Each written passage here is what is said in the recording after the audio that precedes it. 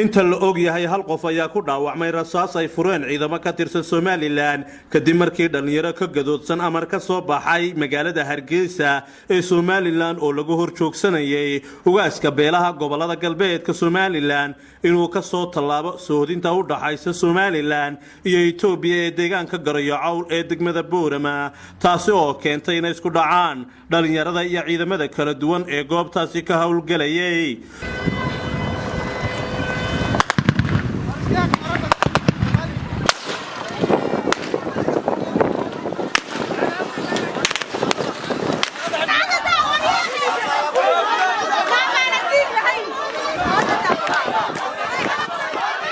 soo dhaweyntan oo ay ka dhex muuqdeen badiba hoggaanka dhaqanka ee gobolka Awdal iyadoo gobolka Awdal uu hore u qaadacay inay galaan doorashooyin bilaa awood qaybsiga xilli gobolka Awdal muddo badan uu ka tirsanayay Somaliland saami qaybsi la'aan afayeenka ugaaska beelaha gobolada galbeedka Somaliland Muuse Carab Dugsiye iyo qaar kamid ah bulshada gobolka Awdal ee goobtaasi ku sugnaa ayaa iyagu warbaahinta dareenkan la wadaagay talo ugu iimaanaya ummadiisa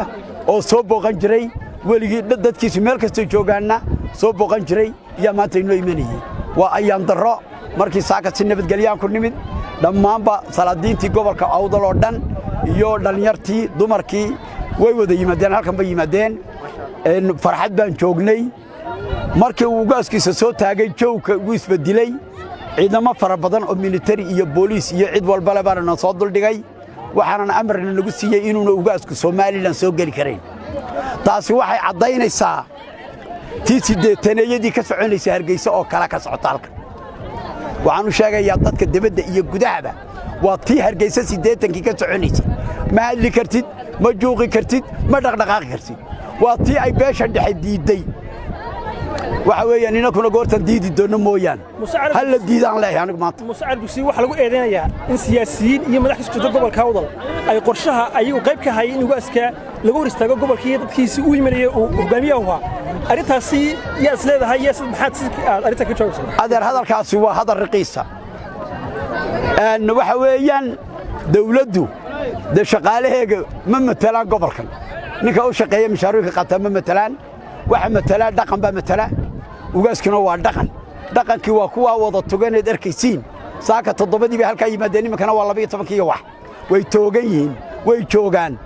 waa dhaqan siyaasad maahan ninka siyaasiga in Somaliland u shaqeeya annaka arrimeena ma baqoseeyaba